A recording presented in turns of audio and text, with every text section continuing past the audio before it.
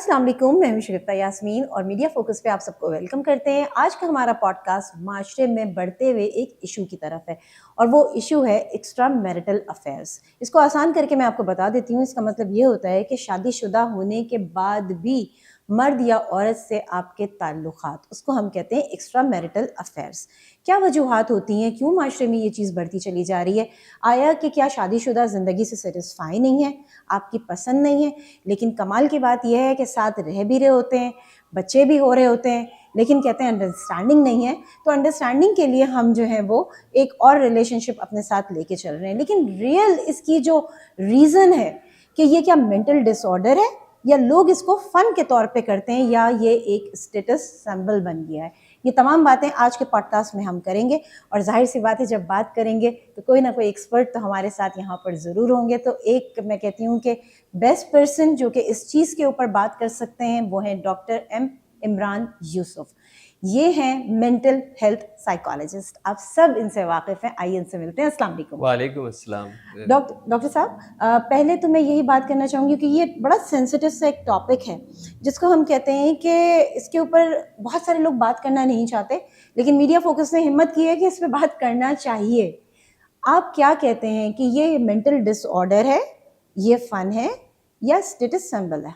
देखिए, सबसे पहले तो अभी तो आपने खुद आगाज़ में कहा, मैं भी यहीं से आगाज़ करना चाहूँगा कि मीडिया फोकस काबिल मुबारकबाद है कि वो इन टॉपिक पे बात करता है जो कि हकीकत हैं, हमारे सामने हैं, नज़र आते हैं, लेकिन हमें लगता है कि हमें बात नहीं करनी चाहिए। यानी सब कुछ हो रहा है और बोल नहीं रहे, ऐसे ही हाँ। था। तो मीडिया फोकस उन सवालों के जवाबात की आवाज़ बनता है।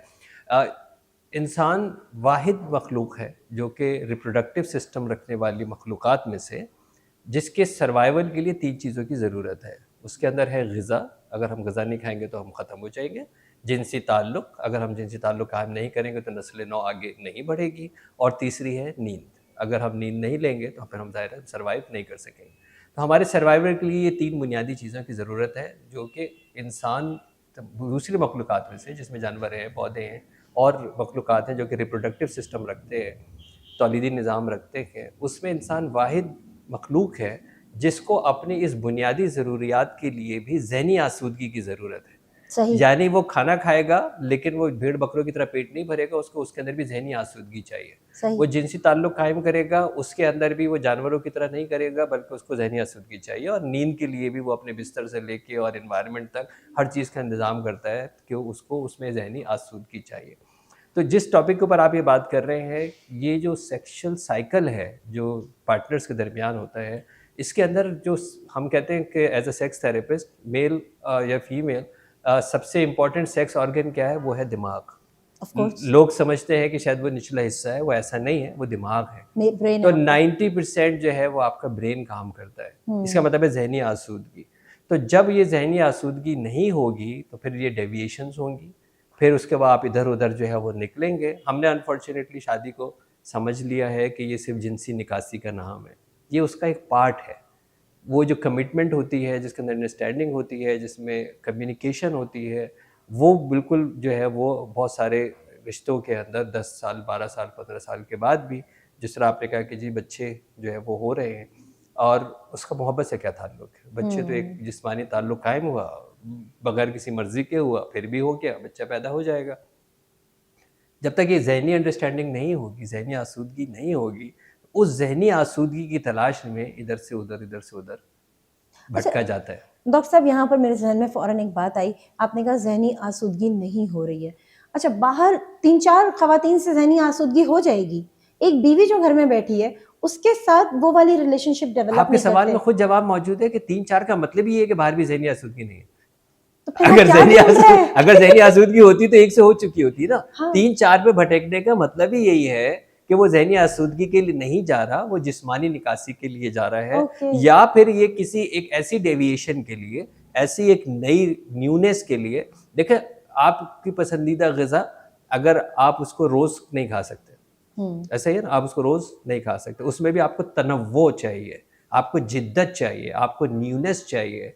सेक्सुअल रिलेशन अपने पार्टनर के साथ बोरियत का शिकार हो जाते हैं अगर आप इसके अंदर इन्वेस्ट नहीं करते, अगर आप इसमें न्यूनेस लेके नहीं आते। उस न्यूनेस की तलाश के अंदर वो कई न्यू के पास जाता है या जाती है, हुँ। क्योंकि उन्होंने आपस के अंदर उसको नयापन देना बंद कर दिया है। उसके अंदर वो तनव्वो, उसके अंदर वो जिद्दत, बोरियत का शिकार हो जाते हैं रिलेशनशिप, और वो जो उनकी एक डेविएशन आ रही होती है, ख्याल नया-नया आ रहा होता है उसको पूरा करने के लिए। और फिर इस वक़्त जो मटीरियल आपको पता है फ़ोन की सूरत में अवेलेबल है, बहुत वो एक ज़्यादा। ऐसे नए-नए रास्ते दिखाता है, वो कहता है एक्सपेरिमेंट करें, और जब आपस में मे बी कम्युनिकेशन नहीं करते और न्यू एक्सपेरिमेंट्स नहीं करते, तो उन एक्सपेरिमेंट्स के लिए वो फिर इधर से उधर चीज़ें जो है वो तलाश करते हैं। सही। अच्छा, यहाँ पर एक चीज़ और होती है। अब चलें, ये तो हो गया एक मर्द के हवाले से, लेकिन ख़वातीन भी इसमें पीछे नहीं है। यहाँ पर एक बात मैं वाज़ेह कर दूँ, मैं सबको नहीं कह रही, लेकिन माशरे में ये चीज़ भी है कि ख़वातीन भी एक्स्ट्रा मैरिटल अफेयर्स की तरफ हैं, शादीशुदा होने के बावजूद उनके ताल्लुकात दूसरे मर्दों से हैं और बहुत ही गलत किस्म के, जैसे हम कहते हैं, वो हैं। क्या उसके साथ भी यही मसला होता है? अच्छा, जो जा रही है या जो जा रहा है, दोनों अपने पार्टनर से डर रहे हैं, इसको पता ना लग जाए, और फिर बाहर जाके उन्होंने अपनी रिलेशनशिप डेवलप की हुई, उन्होंने अपनी रिलेशनशिप, दोनों कम्युनिकेट आपस में नहीं कर रहे। ख़वातीन का भी यही रीज़न है क्या? देखिए, सबसे पहली बात तो हमें ये बुनियादी तौर पे समझना चाहिए कि ये 2 इंसान हैं। इनके अंदर ये जिस्म है, इनके अंदर दौरान खून सेम है। इनका खून का रंग और उनके खून का रंग अलग-अलग नहीं है। उनको भूख लगती है तो उसको भी भूख लगती है, उसको नींद आती है तो उसको भी नींद आती है, उसकी ख़्वाहिशात होंगी तो इसकी भी ख़्वाहिशात होंगी। सही। ये हमने हमारे एक कवर्ड माशरा था, तो जिसके अंदर खातून अपने आप को एक्सपोज़ नहीं कर पाती थी, लेकिन अटेम्प्ट पहले भी होते रहे। पहले ऑफ़ भी कोर्स, होते रहे, लेकिन छुपे-छुपे अब थे। क्योंकि खातून जो है वो इंडिपेंडेंट होती जा रही है, उसके पास मीडिया फैसिलिटी आ गई है, कमाने भी लग गई है, तो अब वो अपनी चॉइसेस जो है वो इख्तियार करती है और फिर वो एक्सपोज़ भी हो रही है क्योंकि उसकी मूवमेंट अब ज़्यादा हो रही है। लेकिन ये नहीं है कि जी एक और आदमी को ज़्यादा ख्वाहिश होती है और औरत को कम होती है, और औरत को ज़्यादा होती है और आदमी को ख्वाहिश होती है, ऐसा नहीं है। ख्वाहिशात दोनों में होती हैं। अब ये होता है कि बिहेव कौन ज़्यादा अच्छा करता है। खातून की को पहले तो हमारी बुनियादी ज़रूरियात में से शामिल है कि हमें अटेंशन मिले, हमें एप्रिसिएशन मिले, हमारी तारीफ़ की जाए, हमें एक्नॉलेजमेंट की जाए, हमें तवज्जो दी जाए। ये हर इंसान की बुनियादी ज़रूरियात में से शामिल है। खातून इसकी ज़्यादा मुतलाशी होती है, लेकिन अनफॉर्चुनेटली हमारा जो हस्बैंड है वो ये काम नहीं करता, उसकी तारीफ़ नहीं करता, उसके ऊपर तवज्जो नहीं देता, उसको मतलब घर में मौजूद होने के बाद भी जब जिस्मानी ज़रूरत है तो पास बुला लेता है, उसके बाद फिर गायब हो जाता है, फ़ोन से बैठा खेल रहा होता है। तो अब वो जो उसको अपनी एक चाहिए, तवज्जो चाहिए, कोई बात करने वाला चाहिए, उसको कोई तारीफ़ करने वाला चाहिए, उसको कोई वैल्यू देने वाला चाहिए, तो बड़ी वल्नरेबल होती है, और वो कोई भी बाहर वाला शख्स जब ये वाला हिट कर जाता है, तो फिर वो ऑब्वियसली उसका शिकार हो जाती है। ये बात आपने बहुत बहुत सही की है कि अपनी बीवियों की तारीफ़ नहीं करते, बीवी मियाँ की तारीफ़ नहीं करते, अच्छे लग रहे हो, नहीं लग रहे हो। अच्छा, शादी से पहले अगर अफ़ेयर एक होता है, अफ़ेयर के साथ शादी की जाती है, उसके बाद भी कोई ना कोई दूसरा आ जाता है, तो मैं कहती हूँ कि क्या उनको अफ़ेयर की ज़िंदगी में कुछ और नज़र आ रही थी या आ रहा था, और उसके बाद उन्होंने शादी की तो उन्होंने कहा, ओह! ये क्या हुआ? अफेयर के टाइम के ऊपर ये होता है कि आपकी तवज्जो ज़्यादा होती है, आपको बुराइयाँ नज़र नहीं आ रही होती, आपके सर पे चढ़ी हुई होती है कि आपको हासिल करना है। अब हासिल करने के बाद यही होता है कि आपको उसकी वैल्यू जो है वो कम लग रही होती है। अच्छा, ख़वातीन भी कोई पीछे नहीं है इस मामले में। मैं मैं इसलिए करता मैं और बड़ा करते दोनों ओपन का बड़ा है। ओपन में कह रहा हूँ कि ये बताइए कि जो 4 बजे पार्लर चली जाती है खातून, हाँ। रात को 10 बजे की शादी में, और वो जो तैयार होके आती है, वो माज़रत के साथ शौहर के लिए तो नहीं तैयार होके आई है।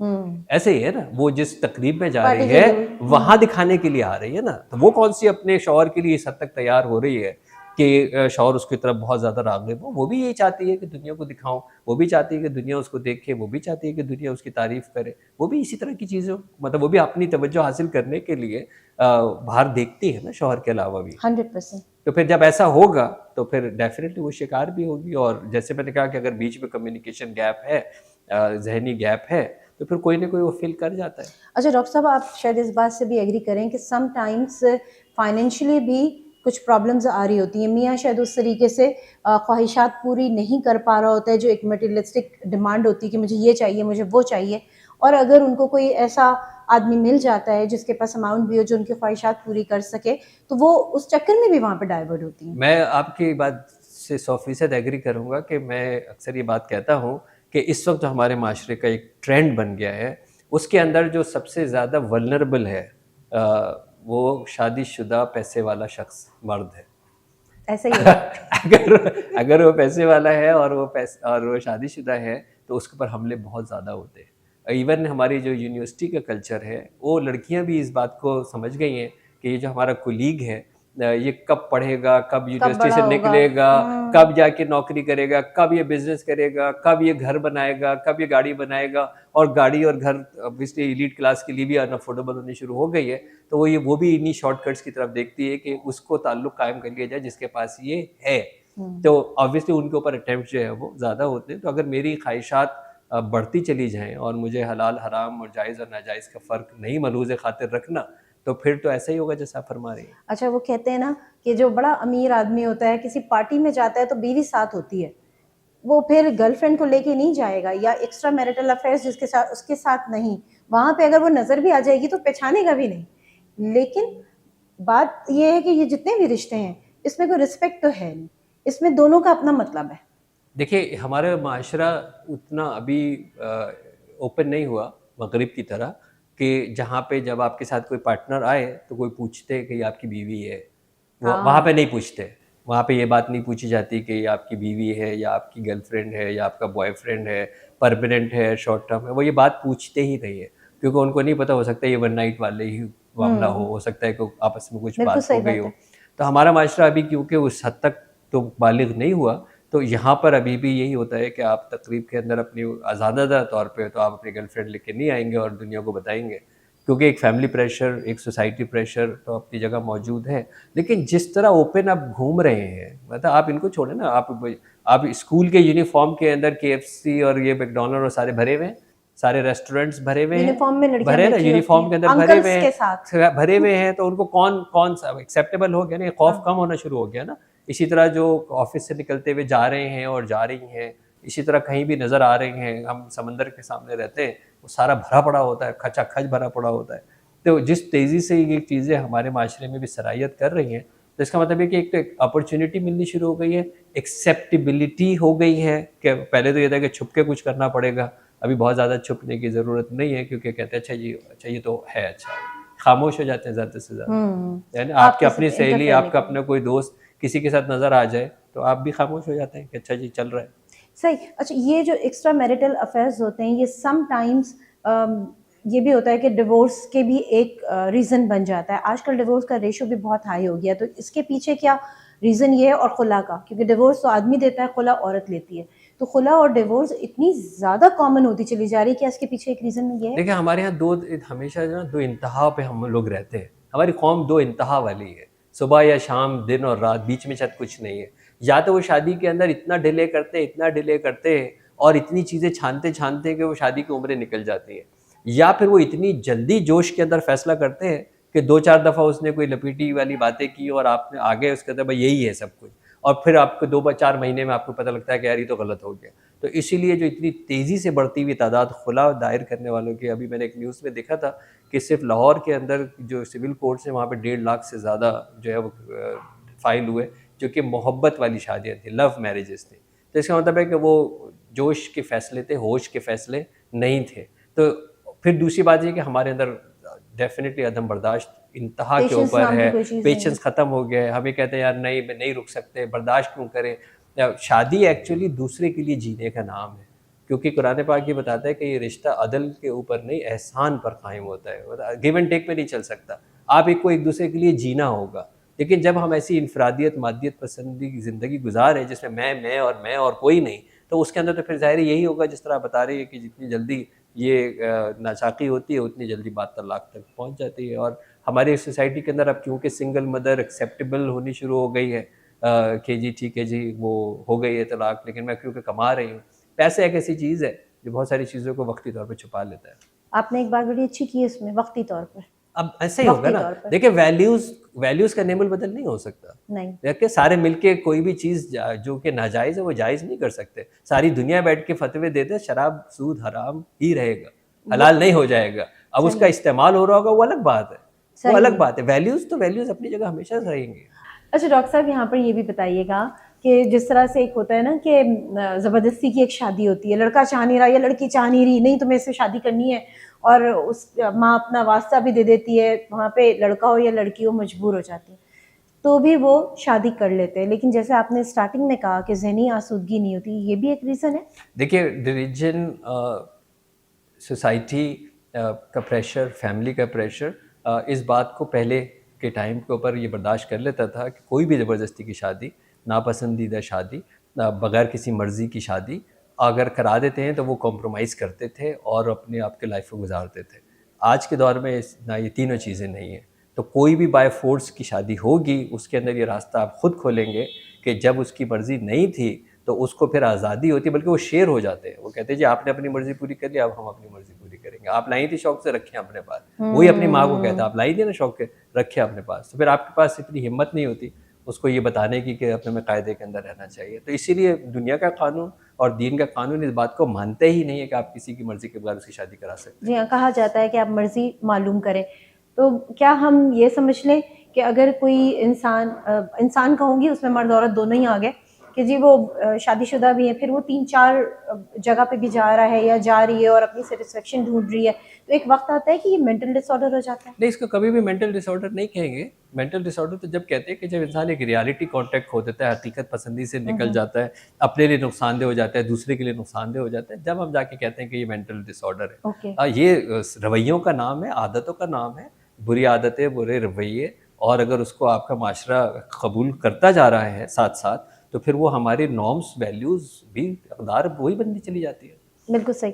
अब आखिर में बस एक सवाल है और वो ये है कि हमने काफ़ी सारी बातें की आपसे, बहुत कुछ लर्न भी किया और देखने वालों ने भी बहुत कुछ लर्न किया होगा। सिर्फ़ ये बताइए कि इस चीज़ को कंट्रोल किस हद तक कंट्रोल कर सकते हैं? हमारे कितने हाथ में है?